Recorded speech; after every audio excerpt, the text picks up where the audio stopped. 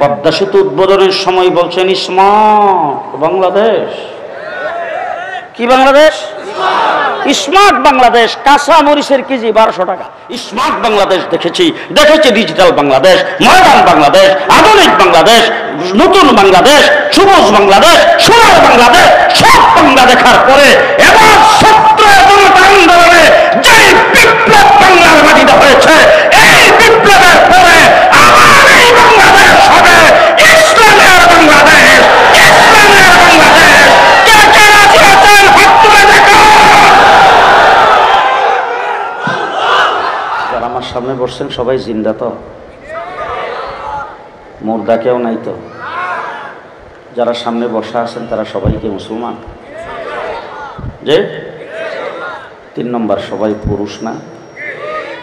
মায়া লোক কেউ নাই তো? তাহলে 3টা জিনিস সামনে রেখে তারপরে কথা বলবেন। অধিক পরিমাণে মানুষ হওয়ার কারণে ভীষণ যানজট। রাত্রে 12টা 1টার পরে আসবেন, দেখবেন একদম খালি। তখন মানুষজন সব ঘুমের ঘরে চলে যায়, এই জন্য গাড়িও নাই, মানুষও নাই। ওই মেন রোডে যখন আসলাম তখন মাহফিল কোথায় খুঁজে পাচ্ছিলাম না মাইকের আওয়াজে। মেন রোডে যে সমস্ত লোকজন আছে তারা গাড়ি দেখেই বুঝে ফেলছে যে মাহফিলে যাবে। হাতের ইশারার দ্বারা আমি বুঝেছি ওই মেন রোডে যারা আছে তারাও মাহফিলের খবর জানে। কে বলেন? এই যে মাইকের আওয়াজ হচ্ছে, লোকজন যে যাইতেছে, এই দিক দিয়ে আসা যাওয়া করতেছে, দোকানপাটে মানুষ আছে, বিভিন্ন জায়গায় লোকজন ঘোরাফেরা করতেছেন, মাহফিলের খবর জানে না? যে জানার পরও মানুষগুলি কি মাহফিলে আসতে পারছে? আপনারা আসলেন কেমনে? এখন যেখানে বসেছেন এই জায়গাটা জান্নাতের বাগান।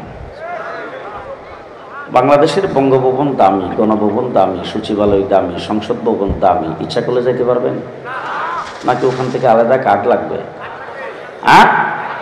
দামি জায়গায় যাইতে আলাদা কার্ড লাগে। আল্লাহ যাদেরকে কার্ড দিয়েছে জান্নাতের বাগানের তারাই আসতে পেরেছে।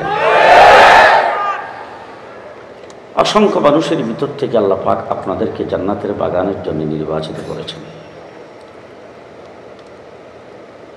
বিজ্ঞ উলামায়ে কেরাম, দেশের শীর্ষস্থানীয় আলেমে দ্বীন আপনাদের সামনে আলোচনা করেছেন। সামনে হয়তো আমার পরও আরও আলোচনা শুনবেন। মধ্যখানে রাস্তায় যেহেতু যানজটের কারণে আমার এখানে পৌঁছতে দেরি হয়েছে, আমার সামনে আরও প্রোগ্রাম আছে, এই জন্যে সময় হাতে খুব কম। অল্প সময়ের ভিতরে আমি খুব সংক্ষেপে 2-4টা কথা আপনাদের সামনে বলবো। আজকের মাহফিলের বিষয়বস্তু শানে রিসালাত। কি? শানে রিসালাত। আমার নবী মুহাম্মদুর রাসূলুল্লাহ সাল্লাল্লাহু আলাইহি ওয়াসাল্লাম এই সৃষ্টি জগতের উদ্দেশ্য, কথা ভালো করে বোঝার চেষ্টা করবেন। সৃষ্টি জগতের মকসুদ দৃষ্টান্ত স্বরূপ যদি আমি আপনাদের সামনে বলি, কিছুক্ষণের জন্য একটা বিষয় মাইনা নেবেন, পরে বাদ দিয়ে দিয়েন।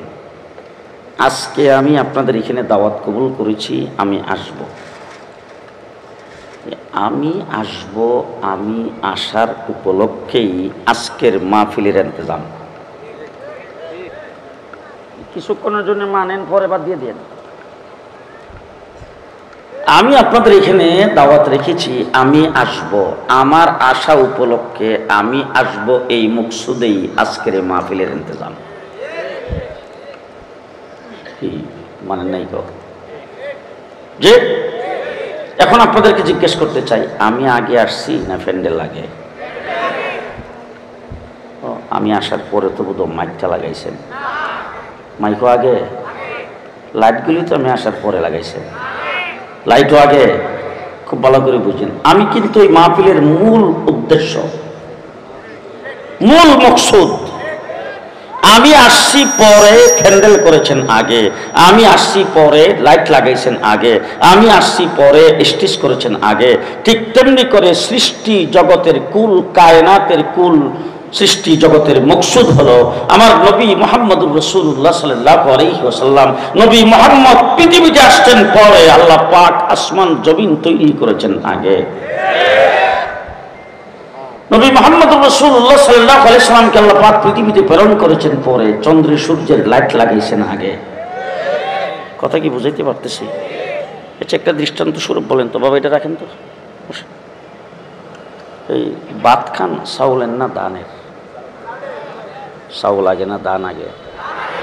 হ্যাঁ, দান আগে। এবার দেখেন তো চাউলটা কিভাবে আসে। চাউল হলো মূল উদ্দেশ্য। এবার সর্বপ্রথম দেখছি পানি দিয়া দানদারি বিজায় আমাদের দেশে বলে ফাতি খোলই, এটার মধ্যে চাপ দিয়া রাখার পরে 2-3 দিন পরে বের হয়ে গেরা বের হইলে খিচুড়ি পাক করে খায়। যে গেরা যে বের করছে উদ্দেশ্য হলো চাউল। উদ্দেশ্য কি? চাউল। এটা নিয়ে কাদা মাটির মধ্যে ফালাইছে, এটারে বলে জ্বালা, উদ্দেশ্য হইল চাউল। জ্বালাটা একটু বড় হওয়ার পরে ক্ষেতের মধ্যে নিয়ে লাইন ধরে লাগাইছে, উদ্দেশ্য হইল চাউল। এরপরে সার দিছে, গোবর দিছে, পানি দিছে, হুইটার দিছে, আগাছা পরিষ্কার করছে, উদ্দেশ্য হইল চাউল। ধান গাছটা বড় হইয়া দানির শীষ ধরছে, উদ্দেশ্য কিন্তু চাউল। ধান গাছটা ক্ষেতের মধ্যে পাকছে, উদ্দেশ্য হইল চাউল। তারপরে আগে কাশি দিয়া কাটতো, এখন মেশিন দিয়া কাটছে, উদ্দেশ্য হইল চাউল। আগে গরু দিয়া পাড়াইতো, এখন মেশিন দিয়া চুরাইছে, উদ্দেশ্য হইল চাউল। এরপরে পানি দিয়া সিদ্ধ করছে, উদ্দেশ্য হলো চাউল। রৌদ্রে দিয়া শুকাইছে, উদ্দেশ্য হলো চাউল। মেশিনে ভাঙ্গায় চাউল বের করছে। চাউল আসলো কখন? সকলের পরে। আর আগে এতদিন পর্যন্ত যা কিছু করলো উদ্দেশ্য কি? জি, উদ্দেশ্য হলো চাউল। চাউল আসছে সকলের পরে। ঠিক তেমনি করে আল্লাহ তাবারক ওয়া তাআলা আসমান জমিন তৈরি করেছেন, উদ্দেশ্য নবী মুহাম্মদুর রাসূলুল্লাহ। আরশ কুরসি লৌহ কলম বানাইছে, উদ্দেশ্য নবী মুহাম্মদুর রাসূলুল্লাহ। জান্নাত জাহান্নাম বানাইছে, উদ্দেশ্য নবী মুহাম্মদুর রাসূলুল্লাহ। আর এই হযরতে আদম আলাইহিস সালামকে কুদরতি হাতের দ্বারা তৈরি করেছেন, উদ্দেশ্য নবী মুহাম্মদুর রাসূলুল্লাহ। ইব্রাহিমকে খলিল বানাইছে, উদ্দেশ্য নবী মুহাম্মদুর রাসূলুল্লাহ। নূহ আলাইহিস সালামকে কিস্তিতে উঠাইছে, উদ্দেশ্য নবী মুহাম্মদুর রাসূলুল্লাহ। সুলাইমানকে সিংহাসন দান করেছেন, উদ্দেশ্য নবী মুহাম্মদুর রাসূলুল্লাহ। ইউসুফ আলাইহিস সালামকে সৌন্দর্য দিয়েছেন, উদ্দেশ্য নবী মুহাম্মদুর রাসূলুল্লাহ। মূসা আলাইহিস সালামকে কালিমুল্লাহ বানিয়েছেন, উদ্দেশ্য নবী মুহাম্মদুর রাসূলুল্লাহ। ইউনূস আলাইহিস সালামকে মাছের পেটের থেকে বের করেছেন, উদ্দেশ্য নবী মুহাম্মদুর রাসূলুল্লাহ। ঈসা আলাইহিস সালামকে বিনা বাপে মায়ের পেটে জন্ম দিয়েছেন, উদ্দেশ্য নবী মুহাম্মদুর রাসূলুল্লাহ। এবার যদি কিতাব ছাড়া বলি আপনারা মানবেন কিনা জানি না, আমার নবী যদি পৃথিবীতে না আসতো কাশিমপুর কারাগার কিন্তু হইতো না।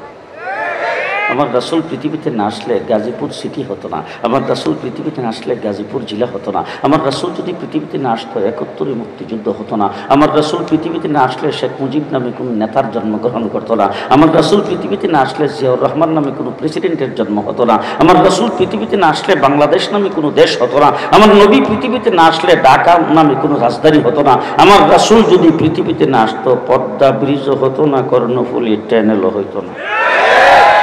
কথা বলতে বুঝাইতে পারতেছি না? কথা কি বুঝে আসতেছে? বুঝে আসতেছে? আমার নবী হলো মূল উদ্দেশ্য, মূল মকসুদ। মূল উদ্দেশ্য হলো চাউল। চাউল যখন হয়ে গেছে, এবার আমি জিজ্ঞেস করতে চাই, চাউলটা দিয়া দান বানান তো? চাউল থেকে দান বলেন? হ্যাঁ, জি।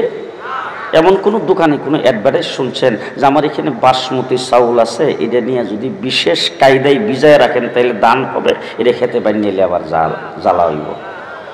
যে চাউল হয়ে যাওয়ার পরে চাউল থেকে দান সম্ভব? সম্ভব না অসম্ভব? কথা আসতে বলেন কেন? ওই মাঝে মধ্যে ডাইনি বামে তাকায় দেখেন তো, কেউ যদি কথা না কহে কাওয়া কাদেরের দলের লোক। কথা কি বুঝাইতে পারতেছি? চাউল হয়ে যাওয়ার পরে চাউল দিয়া দান সম্ভব না অসম্ভব? চাউল হলো মকসুদ, মকসুদ চাউল হয়ে যাওয়ার পরে চাউল দিয়া জীবন ফিরা দান করা সম্ভব নয়। ঠিক তেমনি করে আমার নবী মুহাম্মদুর রাসূলুল্লাহ সাল্লাল্লাহু আলাইহি ওয়াসাল্লাম হলেন সৃষ্টি জগতের মকসুদ। আমার নবী পৃথিবীতে আগমনের পরে নতুন কোন নবী হওয়া সম্ভব নয়। কথা কি বুঝাইতে পারতেছি? জি। এবার বলেন তো দেখি, চাউল যখন হয়ে গেছে চাউল দিয়ে কি ভাত পাক করা সম্ভব? পোলাও, খিচুড়ি, পায়েস, ফিন্নি, গুড়ি কুটা, ছাতু করা, পিঠা বানানো সম্ভব? সম্ভব। খুব ভালো করে বুঝেন, চাউল হলো মূল মকসুদ। চাউল হয়ে যাওয়ার পরে চাউল দিয়ে দান করা সম্ভব নয়। চাউল দিয়ে যেমন ভাত পাক করা যায়, ঠিক তেমনি করে সৃষ্টি শরীয়তের মকসুদ আমার নবী মুহাম্মদুর রাসূলুল্লাহ। নবী মুহাম্মদ পৃথিবীতে আগমনের পরে নতুন কোন নবী হওয়া সম্ভব নয়, কিন্তু চাউল দিয়ে যেমন ভাত পাক করা যায়, নবুয়তি ইলম থেকে আল্লামা খুরশিদ আলম কাসিমি হওয়া যায়। নবী হওয়া, নবী হওয়া, নবী হওয়া চাউল দিয়ে যেমন খিচুড়ি পাক করা সম্ভব, নবুয়তি ইলম থেকে জুনায়েদ বাবনগরী হওয়া সম্ভব। চাউল দিয়ে যেমন পিঠা বানানো সম্ভব, নবুয়তি ইলম থেকে আল্লামা আহমদ শফি হওয়া সম্ভব। চাউল দিয়ে যেমন ফিন্নি পাক করা সম্ভব, নবুয়তি ইলম থেকে হাফিজ জি হুজুর হওয়া সম্ভব। চাউল দিয়ে যেমন পিঠা বানানো সম্ভব, নবুয়তি ইলম থেকে শাইখুল হাদিস আল্লামা আজিজুল হক হওয়া সম্ভব। চাউল দিয়ে যেমন ভাত পাক করা সম্ভব, নবুয়তি ইলম থেকে মাওলানা মামুনুল হক হওয়া সম্ভব। নবী হওয়া, নবী হওয়া, নবী হওয়া সম্ভব নয়। অলি হওয়া, গাউস হওয়া, কুতুব হওয়া, মুফতি হওয়া, মুহাদ্দিস হওয়া, মুফাসসির হওয়া সম্ভব, নবী হওয়া সম্ভব নয়। যত নবী আল্লাহ পাক পৃথিবীতে প্রেরণ করেছেন হযরত আদম থেকে ঈসা পর্যন্ত, সমস্ত নবীকে আল্লাহ পাক 3 প্রকারের দায়িত্ব দিয়ে পাঠাইছে। কয় প্রকার? 3 প্রকার। খুব ভালো করে বুঝছেন। নির্দিষ্ট একটা এলাকার জন্য নবী। 2 নম্বর হলো নির্দিষ্ট জাতি গোষ্ঠীর জন্য নবী। 3 নম্বর হলো নির্দিষ্ট ডেট দিয়ে নবী। কথা কি বুঝাইতে পারতেছি? আমাদের এলাকায় এমপি সাহেবের একটা এরিয়া আছে না, এরকম নির্দিষ্ট এলাকার জন্য নবী পাঠাইছে, নির্দিষ্ট জাতি গোষ্ঠীর জন্য নবী পাঠাইছে। যেমন মূসা আলাইহিস সালাম, ঈসা আলাইহিস সালাম বনী ইসরাইলের নবী। নির্দিষ্ট টাইম দিয়ে নবী। আদম থেকে ঈসা পর্যন্ত যত নবী পৃথিবীতে আসছে, ফিক্স ডেট। এখন আমি জিজ্ঞেস করতে চাই, আপনাদের এইখানে যে দোকানপাট আছে, এই সমস্ত দোকানপাটে কোনো কিছু কিনতে গেলে লেবেলের উপরে কোনো ডেট নাই তো? হ্যাঁ, আটার প্যাকেটে ডেট, ময়দার প্যাকেটে ডেট, বিস্কিটের প্যাকেটে ডেট, তেলের বোতলে ডেট, দুধের প্যাকেটে ডেট আছে না? যদি ডেট ওভার হয়ে যায়, যে যদি ডেট ওভার হয়ে যায়, রিজেক্ট। এটা দোকানে বিক্রি হয় না। যদি কোনো দোকানদার বিক্রি করে, ধরা খাবে কিনা, মামলা হবে কিনা, জরিমানা হবে কিনা, কেস হবে কিনা, দোকান বন্ধ হবে কিনা, সিলগালা হবে কিনা, লাইসেন্স বাতিল হবে কিনা, ঠিক তেমনি করে আদম থেকে ঈসা পর্যন্ত যত নবী পৃথিবীতে আগমন করেছেন, সমস্ত নবীর ডেট ফেল।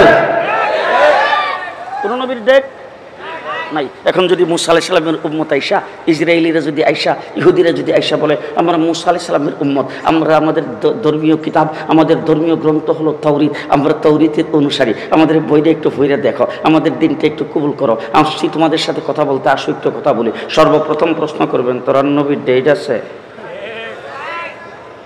কি বলেন? কথা কয় না। ঈসা আলাইহিস সালামের উম্মত খ্রিস্টান আইসা যদি বলে যে আমাদের বই পুস্তকগুলি একটু পড়েন, আমরা ঈসা আলাইহিস সালামের উম্মতের দাবিদার, আমাদের কিতাব হলো বাইবেল, আমাদের কিতাব হলো ইনজিল, জিজ্ঞেস করবেন তোর নবীর ডেট আছে? যে সমস্ত নবীর ডেট ফেল। কথা কয় না, কথা কয় না। এই সমস্ত নবীর ডেট ফেল হয়ে গেছে। আল্লাহ পাক আদম থেকে ঈসা পর্যন্ত যত নবী দুনিয়াতে পাঠাইছে, সমস্ত নবীদেরকে যে ডেট দিয়েছেন, সেই ডেটের পরে তার মুজিজা আছে।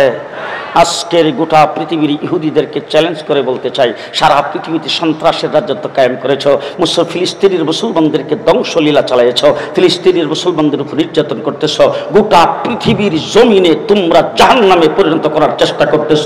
চ্যালেঞ্জ করে বলতে চাই, আসো দেখি বাবার বেটা হইলে হযরত মূসা আলাইহিস সালাম যে হাত থেকে ছাড়লেই সাপ হইতো, যে লাঠিটা এরকম লাঠি বানায় নিয়ে আসো তো দেখি হাত থেকে ছাড়লে সাপ হয় কিনা। আছে আছে। হযরত ঈসা আলাইহিস সালামের উম্মত খ্রিস্টানকে চ্যালেঞ্জ করে বলতে চাই, ঈসা আলাইহিস সালাম চোখের মধ্যে ঘষা দিলেও জন্ম অন্ধ ভালো। সারা পৃথিবীর খ্রিস্টানরা মিল্লা যদি একটা জন্ম অন্ধের চোখের মধ্যে ঘষায়, সব ভালো হবে না খারাপ হইতে কতক্ষণ লাগবে? হযরত ঈসা আলাইহিস সালাম কবরের কিনারে যাইয়া দাওয়াত দিছে, ডাক দিছে, কুম্বি ইজনিল্লাহ, কবর থেকে মৃত্যু ব্যক্তিটা দাঁড়ায় গেছে। গোটা পৃথিবীর খ্রিস্টানরা সবাই মিল্লা যদি একটা কবর সামনে নিয়ে 2 হাতে মিল্লা ডাকতে থাকে যে নবী গেছে, নবীর মুজিজা, নবী গেছে, নবীর কিতাব, যে আজকের গোটা পৃথিবীতে চ্যালেঞ্জ করে বলতে চাই, মাত্রই তোমাদের চলছে। তোমাদের ডলার ছাড়া পৃথিবী চলে না, এলসি খোলা যায় না, ব্যবসা বাণিজ্য চলে না, তোমাদের অস্ত্রের বাহাদুরি চলছে, তোমাদের রাষ্ট্র বড়, তোমরা সব জায়গায় মাতবুরির জাল বিস্তার করেছো। আমেরিকা সহ গোটা পশ্চিমা দুনিয়াকে চ্যালেঞ্জ করে বলতে চাই, বাবার বেটা হইলে তোমরা খ্রিস্টান ধর্মের ঈসা আলাইহিস সালামের কাছে যে ইনজিল কিতাবটা নাজিল হয়েছিল, এটার একটা কপি পৃথিবীর কোথাও দেখাও তো। ও আপনারাও সন্দেহ আছে যে ইনজিলের হাফেজ তো গাজীপুরে আছে, বোধ শতেক, কোনাবাড়ি তো আসো জি আছে পৃথিবীর কোথাও একজন হাফেজ, একজন লক্ষ লক্ষ কোটি কোটি ডলার খরচ করেছে বাইবেলের হাফেজ তৈরি করার জন্য। যখন শেষ পর্যন্ত পারে নাই, তখন তারা উদ্যোগ নিয়েছে মুসলমানদের ধর্মগ্রন্থের হাফেজ কেডা কোথায় আছে, কয়জন আছে, তারা নিজেরা জরিপ করবে। আমেরিকা গোটা পৃথিবী জরিপ করে যে রিপোর্টটা দিয়েছে, সেই রিপোর্টটা হলো বর্তমানে মুসলমানদের ধর্মগ্রন্থ কোরআন শরীফের হাফেজের সংখ্যা এই পৃথিবীতে 1,65,00,000। নবী গেছে, নবীর কিতাবও গেছে, নবী গেছে, নবীর মুজিজাও গেছে, নবী গেছে, নবীর দ্বীনও গেছে, নবী গেছে, নবীর আদর্শ গেছে। এবার বলেন তো দেখি, আমাদের নবী মুহাম্মদুর রাসূলুল্লাহ সাল্লাল্লাহু আলাইহি সাল্লামের ডেট তো মনে হয় 2041। হ্যাঁ 2041 পর্যন্ত। শেখ হাসিনা কইছে ভিশন 41 ওইসে নি। হ্যাঁ আল্লাহ ডাক দেখো ভিশন 24 জায়গাতেই শেষ, ঠিক না? ঠিক। আমার নবী মুহাম্মদুর রাসূলুল্লাহ সাল্লাল্লাহু আলাইহি সাল্লাম কতদিনের জন্য নবী?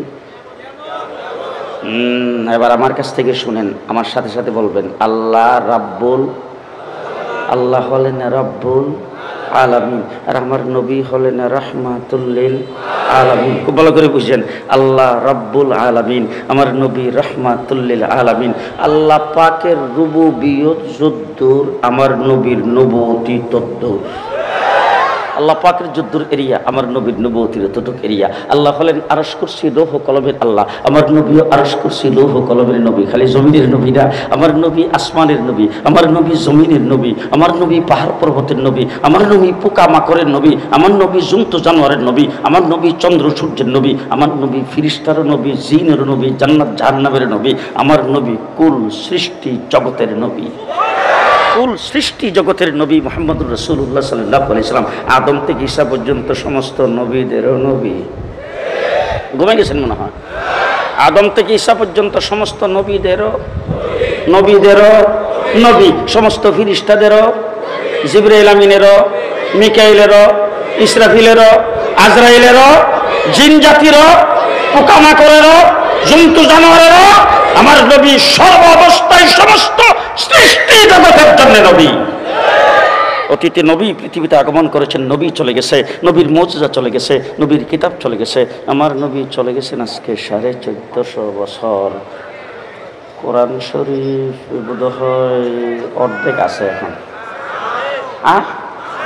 আছে কোনো কিছুর কোনো পরিবর্তন, কোনো বেশ কম আসতে কয়েক। রাসূলুল্লাহ সাল্লাল্লাহু আলাইহি সাল্লামের সময়ে উজুর ফরজ ছিল 41টা, এখন রয়েছে 4টা। হুজুর আকরাম সাল্লাল্লাহু আলাইহি সাল্লামের সময় উজুর ফরজ 41টা আছে, এখন 4টা রয়েছে। কাটতে কথা কয় না। গোসলের ফরজ রাসূলের সময় ছিল 21টা, এখন 3টা আছে। হুজুরের সময় কয়টা ছিল? আবু বকর সিদ্দিকের সময়, আবু বকর সিদ্দিক মসজিদে যাইতো কোন ফাও দিয়া? ডাইন পাও দিয়া। আবু বকর সিদ্দিক যাইতো মানে বাথরুমে কোন ফাও দিয়া? বাম পাও দিয়া। এখন বোধ আমরা 2 ফাও একসাথে দিয়া যায়। জি মুহাম্মদুর রাসূলুল্লাহ সাল্লাল্লাহু আলাইহি ওয়াসাল্লাম যেই দিন আল্লাহ পাকের পক্ষ থেকে নিয়ে এসেছেন, যেই দিন উম্মতের কাছে রেখে গেছেন, সেই দিন এখন পর্যন্ত আপনার চাইতে আপনা ছোট সুন্নত এখনো আছে কিয়ামত পর্যন্ত। কোনো পরিবর্তন হবে কেউ করতে পারবে না। তো মুহাম্মদুর রাসূলুল্লাহ সাল্লাল্লাহু আলাইহি ওয়াসাল্লামের উম্মত খুশি না বেজার? খুশি না বেজার? অন্যান্য নবী আর আমাদের নবীর মধ্যে পার্থক্যটা কি আরেকটু ভালো করে বলতে চাই। যত নবী পৃথিবীতে আগমন করেছেন, সমস্ত নবীকে আল্লাহ পাক নবুয়ত প্রমাণের জন্য মুজিজা দান করেছেন। কোন নবীকে মুজিজা দিয়েছেন একটা, কোন নবীকে মৌজুজা দিয়েছেন 3টা, কাউকে দিয়েছেন 4টা, কাউকে দিয়েছেন 5টা। বুজুর্গানি তিনি লেখছেন আদম থেকে ঈসা পর্যন্ত যত নবী পৃথিবীতে আগমন করেছে সমস্ত নবীকে যত মৌজুজা দান করেছেন সবগুলি একত্রিত করে যদি গড়ে ভাগ করা হয় ক্যালকুলেটর মেশিন দিয়া, তাহলে প্রত্যেক নবীর ভাগে 3টা করে পড়বে। কথা কি বুঝাইতে পারতেছি? আমার নবীর মৌজুজা কয়টা কোন তো? যে মুহাম্মদুর রাসূলুল্লাহ সাল্লাল্লাহু আলাইহি ওয়াসাল্লামকে আল্লাহ পাক বলেছেন, ও আমার হাবিব, আপনার মৌজুজার কোনো সীমা রেখা নাই। তার কারণ হলো আপনার মাথার থেকে পায়ের পাতা পর্যন্ত পুরা বডিটাই মৌজুজা। আপনার জন্ম থেকে মৃত্যু পর্যন্ত পুরা জীবনটাই মৌজুজা। আপনি ওইটা দাঁড়াইবেন মৌজুজা, আপনি বসবেন মৌজুজা, আপনি চাইবেন মৌজুজা। চাইতে বেশি সুগন্ধি। হযরত আনাস রাদিয়াল্লাহু তাআলা আনহু রাসূলুল্লাহ সাল্লাল্লাহু আলাইহি ওয়াসাল্লামের 10 বছরের খাদেম ছিলেন। আল্লাহর নবীর পরে সে দামেস্কের জামি মসজিদের খতিব হয়েছেন। শুক্রবারে জুমার নামাজ পড়াইতে আসে, তখনকার সময়ে মানুষ সুন্নত হিসাবে ভালো ব্র্যান্ডের আতর ব্যবহার করত, সুগন্ধি। শুক্রবার দিন সুগন্ধি ব্যবহার করে মসজিদে যাওয়া সুন্নত। তো সুন্নতের উপর আমল করে সবাই যাইতেন। খতিব সাহেব যখন মসজিদে ঢুকার সাথে সাথে যে যত সুগন্ধি ব্যবহার করছিল সব শেষ। খতিব মসজিদে ঢোকার সাথে সাথে গোটা মসজিদটা উনার শরীরের সুগন্ধিতে মুখরিত হয়ে যায়। লোকজন মসজিদ থেকে বাইরে যার, ও খতিব সাহেব মনে হয় ঢাকার থেকে আনছিল ভালো ব্র্যান্ডের। যাইয়া ভালো ব্র্যান্ডের আতর তালাশ করিয়া, তারপরে সুগন্ধি তালাশ করে আইনা পরে শুক্রবারে বালা করে শরীরের মধ্যে লাগাইয়া তারপরে গেছে মসজিদে যাই মনে মনে ভাবতেছে, আজকে যা লাগাইছি খতিব এগুলি পাইব কো?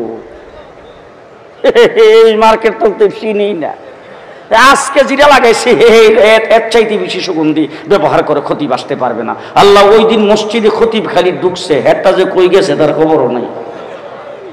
এরকম 2-3 শুক্রবার দেখার পরে হঠাৎ করে একদিন খতিব সাহেবকে ডাকতে জিজ্ঞেস করে, খতিব সাহেব, যত ব্র্যান্ডের সুগন্ধি আর ব্র্যান্ডের আতর আছে সব শেষ করে ফেললাম, লক্ষ লক্ষ মানে টাকা পয়সা খরচ করে আতর ব্যবহার করে তারপরে মসজিদে আসলাম, আপনারটাকে ফেল করতে পারি নাই। আপনি মসজিদে ঢোকার সাথে সাথে আমাদের সুগন্ধি কোথায় চলে যায় ঠিক নাই, আপনার শরীর থেকে সুগন্ধি বের হইয়া গোটা মসজিদ মুখরিত করে। আপনি এত সুগন্ধযুক্ত আতর কই পাইলেন, কোন দেশের থেকে আনছেন, কোত্থেকে পাইলেন, কোন ব্র্যান্ডের, সেটা জানতে চাই। যখন এই কথা বলছেন খতিব সাহেব বলেন, আসলে আমি কোনো ব্র্যান্ডের আতর ব্যবহার করি না, কোনো মার্কেট থেকে কোনো আতর কিনি নাই। আল্লাহর নবীর 10 বছরের খাদেম ছিলাম। হুজুর আকরাম সাল্লাল্লাহু আলাইহি ওয়াসাল্লাম যখন গামতেন, হুজুরের গামটা সংগ্রহ করে শিশির মধ্যে ঢুকায় রেখে দিছি, জুমার নামাজ পড়তে আসার সময় সেটা ব্যবহার করে আসি। মুহাম্মদুর রাসূলুল্লাহ সাল্লাল্লাহু আলাইহি ওয়াসাল্লাম, আহা হা হা হা, শান কি বুঝাবো আপনাদেরকে। রাসূলুল্লাহ সাল্লাল্লাহু আলাইহি ওয়াসাল্লামকে আল্লাহ পাক মর্যাদা দান করেছেন এবং সমস্ত সৃষ্টি জগতের নবী। হুজুর আকরাম সাল্লাল্লাহু আলাইহি ওয়াসাল্লামকে আবু জাহেল এসে বলতেছেন, ভাতিজা, ওই যে গাছটা, এই গাছটা যদি তোমার নবুয়তির সাক্ষী দেয়, মনে করবো তুমি নবী। আল্লাহর নবী এইভাবে হাত দিয়ে ইশারা দিছে, গাছটা সোজা হইয়া মানুষের মতো চলতে চলতে হুজুরের পায়ের কাছে এসে কালিমা পড়তে পড়তে জায়গায় চলে গেছে। আবু জাহেল এসে বলতেছে, ভাতিজা, একটা অলৌকিক ঘটনা যদি দেখতাম তাইলে মনে করতাম তুমি নবী। আল্লাহ নবী জিজ্ঞেস করেছেন, চাচা, ঘটনাটা কি জমিনে দেখা মনে আসমানে? আমি তো জমিনের কথাই ভাবছিলাম, যদি আসমানে দেখাও তো খারাপ হয় না। পূর্ণিমার চন্দ্রের রাত্রি 14 তারিখের রাসূল ঘর থেকে বের হয়ে আইসা খোলা আকাশের নিচে দাঁড়াইছে। আকাশের চন্দ্রের দিকে হুজুর কোনো মন্ত্র পড়ে নাই, চুটটাও লড়ে নাই, কোনো সূরা কেরাত পড়ে নাই, আঙ্গুল দিয়ে এইভাবে ইশারা দিয়েছেন, আকাশের চন্দ্র 2 ভাগ হইয়া 2 দিকে পড়ে গেছে। মুহাম্মদুর রাসূলুল্লাহ সাল্লাল্লাহু আলাইহি ওয়াসাল্লামের মুজিজা যদি বলতে থাকি সারা রাত্রি বলতে পারবো। একজন সাহাবী হযরত জাবের রাদিয়াল্লাহু তাআলা, আল্লাহর নবী এক জায়গায় শুইছেন, শুইয়া ঘুমাইছেন, চক্ষু বন্ধ করছে। একটু পরে যখন চক্ষু খুলছে, হযরত জাবেরকে, হুজুর কি দেখলাম? আল্লাহর নবীকে, কি দেখছো? বলে, হুজুর ওই যে একটু দূরে যে গাছটা, এই গাছটা দেখলাম চলতে চলতে সোজা হইয়া মানুষের মতো চলতে চলতে যেমন হাঁটতেছে এরকম মনে হয়েছে, হাঁটতে হাঁটতে চলতে চলতে আপনার মাথার কাছে আইসা কিছুক্ষণ দাঁড়ায় দেখা আবার জায়গা মতো চলে গেছে। হুজুর গাছের গোড়ার মধ্যে কোনো মাটি ভাঙ্গা টাঙ্গার কোনো চিহ্ন নাই। হুজুর বুঝতেই পারলাম না, কি আশ্চর্য দেখলাম। আল্লাহ নবীর সাথে সাথে ডাক দিয়ে বলেন, জাবের, গাছটা যখন একটু দূরে, আমি যখন এখানে শুইছি তখন গাছটা আল্লাহকে ডাক দিয়ে, আল্লাহ তোমার হাবিবরে অনেক কাছে পাইছিলাম, অনেক কাছে পাইছিলাম, তোমার হাবিবের নুরানি চেহারাটা দেখার বড় শখ ছিল। আল্লাহ দূর থেকে দেখতেছি, ভালো দেখা যাচ্ছে না। আল্লাহ তুমি যদি একটু অনুমতি দিতা, তোমার হাবিবের চেহারাটার কাছে যাইয়া তোমার হাবিবকে এক নজর ভালো করে দেখবো। আল্লাহ গাছের দোয়া কবুল করেছেন, গাছকে অনুমতি দিয়েছে।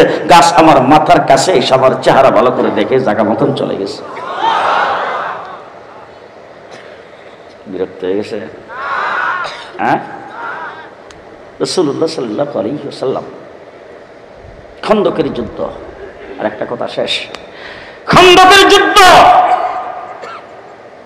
রাসূলুল্লাহ সাল্লাল্লাহু আলাইহি ওয়াসাল্লাম সেখানে সাহাবায়ে কেরামকে নিয়ে যায় একটা খাল খনন করতেছেন, কাফেররা যাতে আসতে না পারে।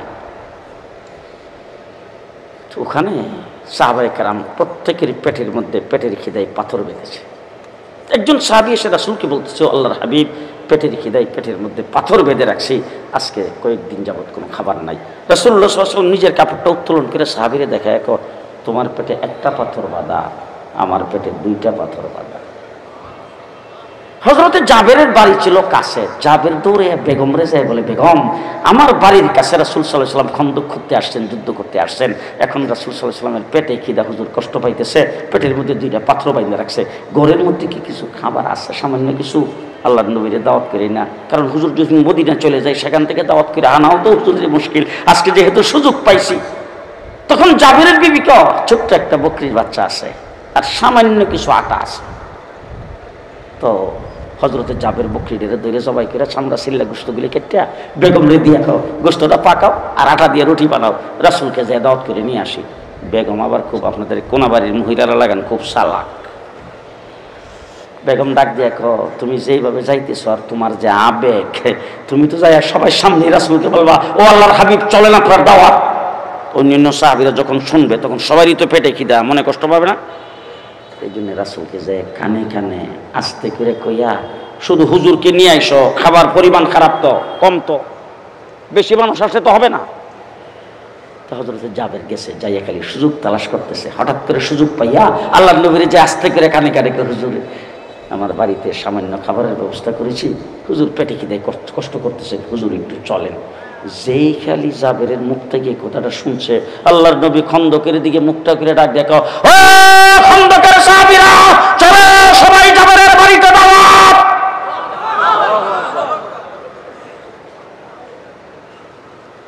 জাবেরের হুঁশ নাই।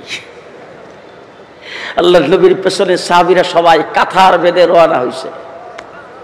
জাবের দৌড়াইয়া বেগম রে যায় ডাক দেখো, বেগম, জানলার পর্দাটা সরাইয়া দেখ, অবস্থা খারাপ। বেগম ডাক দিয়ে, কি হয়েছে? বলে, আল্লাহর নবী সমস্ত সাহাবীকে দাওয়াত করে সবাইকে নিয়ে আমার বাড়িতে আসতেছেন। বলে, খাবার পরিমাণ হুজুররে বুঝাইয়া বলছিলা? বলে, হ্যাঁ, আমি যেইভাবে দাওয়াত দেওয়ার কথা বলছিলাম সেইভাবে দাওয়াত দিছিলাম। বলে, হ্যাঁ, তুমি যেভাবে দাওয়াত দিচ্ছ সেইভাবে বলছি, আর খাবার পরিমাণ অল্প সেটাও বলছি। বলে, তারপরে কি করছে? বলে, তারপরে হুজুর আমাকে কিছু জিগাইবার প্রয়োজন মনে করে নাই, আল্লাহর নবী নিজের থেকেই সবাইরে দাওয়াত দিয়ে দিছে। বেগমের ইমান এত শক্ত, বেগম ডাক দেখো, দাওয়াত দিছি উনি, তোমার এত চিন্তা কিসের? আরে বাবা, এত জোরে সুবহানাল্লাহ, রাস্তার মানুষ শুনবে তো, আস্তে কর। দাওয়াত দিছে উনি, তোমার এত চিন্তা কিসের? রাস্তা দাও, যিনি দাওয়াত দিছে তিনিই তো ব্যবস্থা করবেন। আল্লাহর নবী বাড়ির ভিতর ঢুকেই বুঝে ফেলছেন জাবের যে চিন্তা করতেছে। আল্লাহর নবী জাবেরকে ডাক দিয়ে বলে, জাবের, পাক হইতেছে কোথায়? পাকের ঘরে আমাকে নিয়ে যাও। রাসূলুল্লাহ সাল্লাল্লাহু আলাইহি ওয়াসাল্লাম পাকের ঘরে যায় বলছেন, জাবের, গোশতের আবার রুটির মধ্যে ডাকনা দিয়ে রাখো, ডাকনাটাকে উঠাইবা না, পরিবেশন আমি করব। আল্লাহর নবী সাহাবায়ে কেরামের দিকে মুখ করে ডাক দিয়ে বলেন, সাহাবীরা 10 জন 10 জন করে আসো। 10 জন 10 জন করে কাতার বেঁধে আসতেছে। রাসূল 3টা করে রুটি, পরিমাণ মতো গোশত দিতে শুরু করেছেন।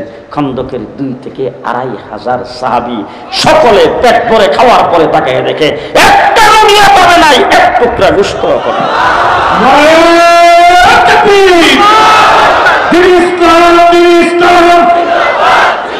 আমার নেতা তোমার নেতা, আমার নেতা তোমার নেতা। আল্লাহর নবী মুহাম্মদুর রাসূলুল্লাহ সাল্লাল্লাহু আলাইহি সাল্লামের শান, আমার তো কোনো এলেম কালাম নাই। রাসূল এত বড় মহান, আল্লাহ তাবারক ওয়া তাআলা যাকে আল্লাহর মাহবুব বানিয়েছেন, আল্লাহ নিজে যার শান বর্ণনা করে 30 পারা কোরআন নাজিল করেছেন, আমি তো এই ব্যাপারে একটা ফোঁটাও বলার মতো যোগ্যতা আমার নাই। তবে মুহাম্মদুর রাসূলুল্লাহ সাল্লাল্লাহু আলাইহি সাল্লামের একজন সাহাবী, নাম হলো হযরতে আবু হুরায়রা। কি নাম? আবু হুরায়রা। যেদিন ঈমান এনেছে, মুসলমান হয়েছে, ওই দিন থেকে রাসূলের দরবার থেকে আর যায় নাই। আপনারা কথা বুঝছেনই না। আমাদের মাদ্রাসাগুলিতে বিভিন্ন মাহফিলে গেলে তখন পুরস্কার বিতরণ করে, তো পুরস্কারের মধ্যে লাস্টের দিক দেখো, হুজুর এখন একটা ছেলেকে পুরস্কার দেওয়া হবে যেই ছেলেটা একদিন অবসরে একদিনও মাদ্রাসা বন্ধ করে নাই।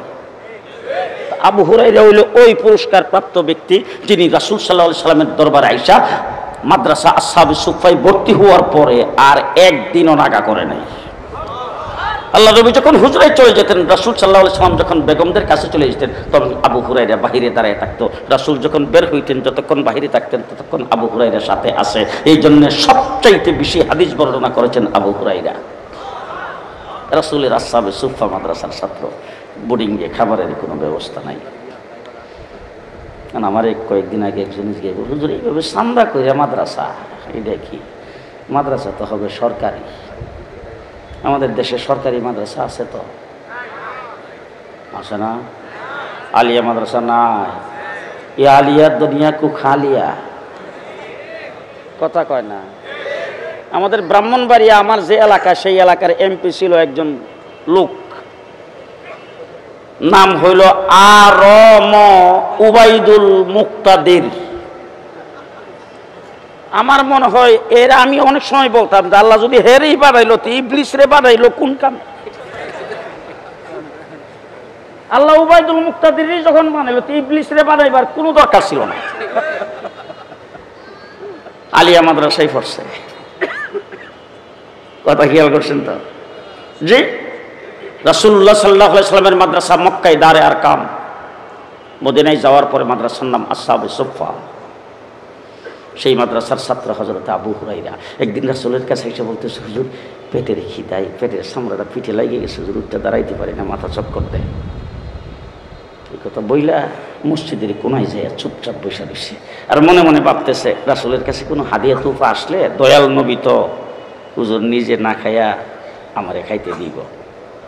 একটু পরে দেখে একজন লোক আসতেছে, একটা কাপ হাতে। কাপ, এখন যদি কাপ হাতে কারো দেখেন তখন মনে হইব চা, আর ওই সময় কাপ হাতে দেখলে দুধ। আবু হুরায়রা দেখিয়া এমনি তাকাইতেছে আর মনে মনে খুশি যে রাসূলের কাছে না কাপটা যখন দিব, হাদিয়া স্বরূপ পেশ করবো, তখন তো হুজুর ডাক দিয়ে আমার খাইতে কইব। আল্লাহর নবী দুধের কাপটা হাতে নিয়ে ডাক দিছে, আবু হুরায়রা। আবু হুরায়রা খুশিতে লাভ দিয়ে ওইটা লাব্বাইকা সাদাইকা ইয়া রাসূলুল্লাহকে সামনে খাড়াইছে। আল্লাহর নবী ডাক দেখো, মাদ্রাসার বোর্ডিংয়ে ছাত্র কয়জন গণ্যাও তো? দুধ কয় কেজি? হ্যাঁ, 1 কাপ দুধ। যেই খালি কইছে মাদ্রাসার বোর্ডিংয়ে ছাত্র কয়জন গণ্যায়ও। আবু হুরায়রা গেছে মনটা খারাপ হয়ে, আল্লাহ হুজুর নিয়ে আবার লটারি দে। আমি পেটে খিদা হুজুরে জানাইলাম, তো হুজুর যে 1 কাপ দুধ হাতে নিয়ে বলতেছে মাদ্রাসার ছাত্র কয়জন, ছাত্র সব ব্যাখ্যা যদি লটারি দে তখন আমি যদি না পড়ি। হযরত আবু হুরায়রা এসে কয়, হুজুর 70 জন। কয়জন? আল্লাহর নবী ডাক দেখো, সবাই ডাকো। ডাকিয়া এই না, আল্লাহর নবী ডাক দিয়া হযরত আবু হুরায়রার হাতে কাপটা দিয়া কও, এক সাইডের থেকে সবাইরে পান করাও। আবু হুরায়রা যখন দুধের কাপ নিয়ে পান করাইতে যাইতেছে তখন তার মনটা খুব খারাপ, কারণ সবারই তো পেটে খিদা, একজনে টান দিলি তো শেষ। লজ্জায় ফেরে যদি পাশের লোকটা লেগে একটু অনেক যদি রাখে, তো দুইজনে খাইলে তো 1 কাপ দুধ তো শেষ হইতো। আমার তো পাল্লা হইলো 170-এ। কথা বুঝেন নাই কারবার? হযরতে আবু হুরায়রা বলেন, প্রত্যেকের পেটে খিদা, মনের ইচ্ছা মতো সবাই পান করতে শুরু করলো। 70 জন পান করার পরে দুধের কাপের দিকে তাকায় দেখি দুধের 1 ফোঁটা দুধও কমে নাই। এবার রাসূল সাল্লাল্লাহু আলাইহি সাল্লামের কাছে নিয়ে গেছে। নিয়ে যাওয়ার পরে আবু হুরায়রাকে রাসূল জিজ্ঞেস করতেছে, সবাই পান করেছেন? বলে, জি হুজুর। তুমি পান করছো? বলে, না হুজুর, আপনি তো সবাইকে পান করাইবার কথা বলছেন, আমারে তো পান করার কথা বলে নাই। আল্লাহর নবী বলছেন, এবার তুমি খাও। আবু হুরায়রা যেমন খিদা তেমন টান, বুঝছেন না কথা? এতক্ষণ যে 70 জন তার সামনে খাইলো, তার খিদা বাড়ছে না কমছে? এরকম বাড়তি খিদা নিয়ে টান দিছে তো এমন ভাবে যেমন খিদা তেমন টান, মনের ইচ্ছা মতন খাওয়ার পরে রাসূলের দরবারে ফেরত নিয়ে গেছে। রাসূল বলেন আরো খা। দ্বিতীয়বার আরো খাইছে, খাইয়া তারপরে ফেরত নিয়ে গেছে। রাসূল বলেন আরো খা। তৃতীয়বার খাইয়া যখন ফেরত নিয়ে গেছে রাসূল বলছেন আরো খা। আবু হুরায়রা বলে হুজুর একবারে গলা পর্যন্ত হয়ে গেছে, আমার আর পেটে জায়গা নাই। আবু হুরায়রা বলেন কাফের দিকে তাকায় দেখলাম এক ফুটা দুধও কমে নাই। সেই নবীর উম্মত খুশি না বেজার? খুশি না বেজার? মুহাম্মদুর রাসূলুল্লাহ সাল্লাল্লাহু আলাইহি ওয়াসাল্লাম আর অন্যান্য নবীদের ভালো করে শুনুন, অন্যান্য নবীদের আদম থেকে ঈসা পর্যন্ত যত নবী পৃথিবীতে আগমন করেছেন সমস্ত নবীর কাছে জিবরাইল আমিন আগমন করছে। কারো কাছে 5 বার, কারো কাছে 3 বার, কারো কাছে 7 বার। হযরতে ইব্রাহিম আলাইহিস সালামের কাছে জিবরাইল আমিন আসছেন 40 বার। মূসা আলাইহিস সালাতু ওয়াস সালামের কাছে আসছে 400 বার। এর বেশি আর কোনো নবীর কাছে জিবরাইল আমিন আগমন করে নাই। আমার নবীর 23 বছরের জিন্দেগিতে জিবরাইল আগমন করেছে 24,000 বার। কয়বার? 24,000 বার। ও আমার ভাইরা, সেই নবীর উম্মত, নবী চলে গেছে, নবীর দিন হ্যাঁ কতদিন থাকবে? কিয়ামত পর্যন্ত। দিন দিন কমতে থাকবে না বাড়বে? আর আস্তে কয়ে বাড়বে না কমবে? বাড়বে না কমবে? খুব ভালো করে বুঝে নিন। শেষ কথা আপনাদের সামনে বলতে চাই, আল্লাহর নবীকে তাইফের জমিনে পাথরের বৃষ্টির মতো আঘাত করেছে, দ্বীনের সামান্যতম ক্ষতি হয় নাই। আমির হামদার লাশটাকে টুকরা টুকরা করেছে, দ্বীনের সামান্যতম কোনো ক্ষতি হয় নাই। রাসূলের দান্দান শহীদ হয়েছে, দ্বীনের সামান্যতম কোনো ক্ষতি করতে পারে নাই। সাহাবায়ে কেরামকে নির্যাতন করেছেন, দ্বীনের সামান্যতম কোনো ক্ষতি করতে পারে নাই। হুনাইনের যুদ্ধে মুসলমানরা পরাজয় বরণ করেছে, দ্বীনের সামান্যতম কোনো ক্ষতি করতে পারে নাই। হযরতে হুসাইনকে কারবালার ময়দানে টুকরা টুকরা করে ফেলেছেন, দ্বীনের সামান্যতম কোনো ক্ষতি করতে পারে নাই। ইমামে আজম আবু হানিফা ইন্তেকাল করেছেন জেলখানায়, দ্বীনের সামান্যতম কোনো ক্ষতি হয় নাই। ইমাম বুখারীকে রাতের অন্ধকারে বের করে দেওয়া হয়েছে বুখারাত থেকে, দ্বীনের সামান্যতম কোনো ক্ষতি করতে পারে নাই। ইমাম আহমদ ইবনে হাম্বলকে দৈনিক 80টা করে দুর্রা মারা হতো, দ্বীনের সামান্যতম কোনো ক্ষতি করতে পারে নাই। ইমাম মালিককে পিটাইতে পিটাইতে 2টা হাত গোড়া করে দেওয়া হয়েছে, দ্বীনের সামান্যতম কোনো ক্ষতি করতে পারে নাই। মুজাদ্দিদ আল-ফাসানি রাহমাতুল্লাহি আলাইহি বাদশা আকবর জেলখানার ভিতরে বন্দী করে রেখেছেন, দ্বীনের সামান্যতম কোনো ক্ষতি করতে পারে নাই। আমার এই দেশ যখন বাংলাদেশ হয়েছে, জুলুম নির্যাতন ভোগ করেছে, শাপলা চত্বরে 1,54,000 গুলি আলেমদের উপরে চালানো হয়েছে, দ্বীনের লুমও শিখতে পারে না। কি বলেন? পারছে? পারছে? সামনে পারবে? পরিষ্কার কথা আপনাদের সামনে বলে যাচ্ছি, আমাদের দেশটা বাংলাদেশ মুসলমানের দেশ, ঠিক না ঠিক? শেষ কথা আপনাদের সামনে, 54 বছরের বাংলাদেশ। সর্বপ্রথম যখন দেশটা স্বাধীন হলো, শেখ মুজিবুর রহমান আইসা বলছেন আমার সোনার বাংলা। কিসের বাংলা? একজনে বমি করছে, আরেকজনে খাইছে, কিছুদিন পরে আরেকজন আসছে, আইসা বলছেন সবুজ বাংলা। সবুজ বাংলা কিছুদিন দেখার পরে এরশাদ শাহ আইসা সবুজ বাংলাও না, সোনার বাংলাও না, আমার হইল নতুন বাংলা। 9 বছরের প্রেসিডেন্ট, 10 বছরের জেল হইছে তো। যে শেখ হাসিনা আইসা আধুনিক বাংলাদেশ, কিছুদিন পরে মডার্ন বাংলাদেশ, এরপরে ডিজিটাল বাংলাদেশ। পদ্মা সেতু উদ্বোধনের সময় বলছেন স্মার্ট বাংলাদেশ। কি বাংলাদেশ? স্মার্ট বাংলাদেশ। কাঁচা মরিচের কেজি 1200 টাকা। কথা কি বুঝে আসতেছে? স্মার্ট বাংলাদেশ, কাঁচা মরিচের কেজি 1200 টাকা। স্মার্ট বাংলাদেশ দেখেছি, দেখেছি ডিজিটাল বাংলাদেশ, মডার্ন বাংলাদেশ, আধুনিক বাংলাদেশ, নতুন বাংলাদেশ, সবুজ বাংলাদেশ, সোনার বাংলাদেশ। সব বাংলা দেখার পরে এবার ছাত্র জনতা আন্দোলনে যে বিপ্লব বাংলার মাটিতে হয়েছে, এই বিপ্লবের পরে আমার এই বাংলাদেশ হবে ইসলামের বাংলাদেশ, ইসলামের বাংলাদেশ। কে কে রাজি আছেন হাত তুলে দেখো।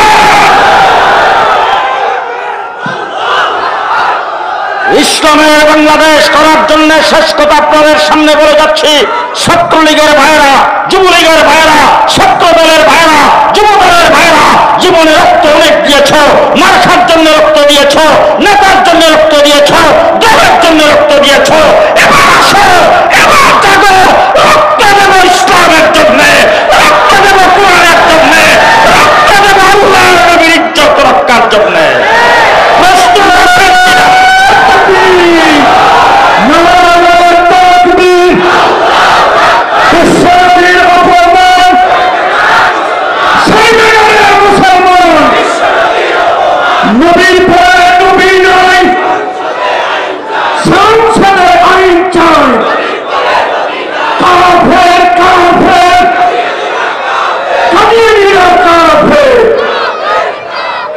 হ্যাঁ মুসলমান, পরিষ্কার কথা ভালো করে বলে রেখেন, ব্যাখ্যা বিশ্লেষণের সময় নাই। আমার নবী পৃথিবীতে আগমন করে বলছেন, ইন্নামা বয়স্তু মুআল্লিমা, আমি বিশ্বজগতের জন্য মুআল্লিম হিসেবে আগমন করেছি।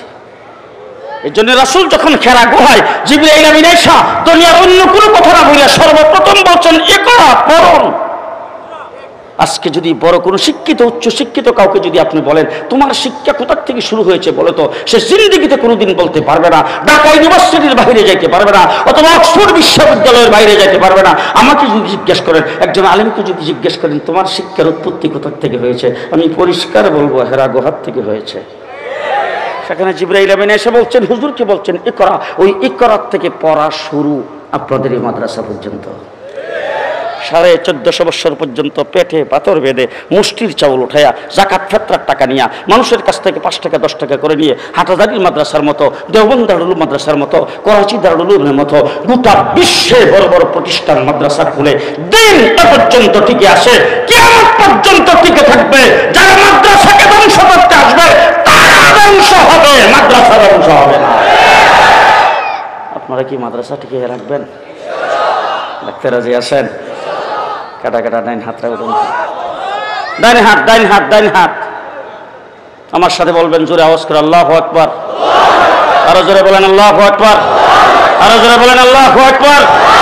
বিসমিল্লাহির রহমানির রহিম। একটু মেহরবানি করে দাঁড়ানো বসা অবস্থায় যারা আছেন হাতটা পকেটে ঢুকাইবেন, হাতটা পকেটে পকেটে পকেটে। হ্যাঁ বাচ্চা, হাত পকেটে পকেটে পকেটে পকেটে, সবাই হাত পকেটে পকেটে, সবাই হাত পকেটে ঢুকান। যদি টাকা থাকে টাকা সহ বের করবেন, টাকা না থাকলে আল্লাহরে বলবেন যে আল্লাহ টাকা নাই এই জন্য দিতে পারে নাই। একদম পেছনে যারা দাঁড়ানো আছেন আপনাদের কাছে আকুল আবেদন, আপনাদের কাছে অনুরোধ, মেহরবানি করে 5টা টাকা হইলেও আজকে দিয়ে যাবেন মাদ্রাসার জন্য। 5টি টাকা হইলেও দিয়ে যাবেন। আমি আসার পরে কানে কানে আমাকে বলছে 6 লক্ষ টাকা বলে দিন। ইয়া আল্লাহ, মাদ্রাসা আল্লাহ তাবারক ওয়া তাআলা কবুল করুন, আল্লাহ পাকের গাইবী খাজানার থেকে সেইগুলি পূরণ করে দেন। একটু মেহরবানি করে হাত, ওই রুমাল টুমাল নাই, কিছু নাই? জি কোথায় কোথায়?